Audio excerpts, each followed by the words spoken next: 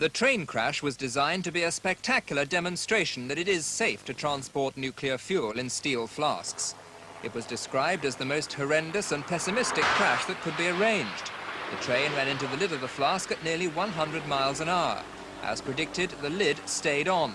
But today, Greenpeace said the crash was rigged. And they produced a document which they say was leaked to them from the nuclear industry, and which they claim shows the crash was meant to cause only superficial damage to the flask. First, Greenpeace say the flask was positioned with a vulnerable valve away from the train to protect it. The CEGB say the flask was positioned so the train would exert maximum leverage on the lid.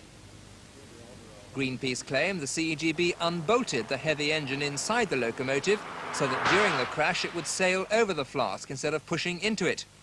The CEGB say rubbish. The engine was not tampered with in any way.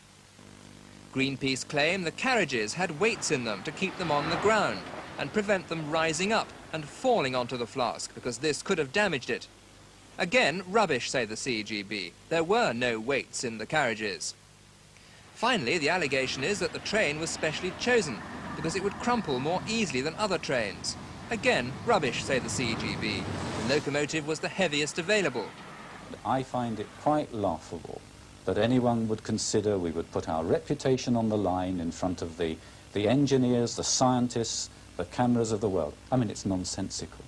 Isn't it just possible that perhaps some engineers might have pulled a few bolts or adjusted things to give you a favourable result?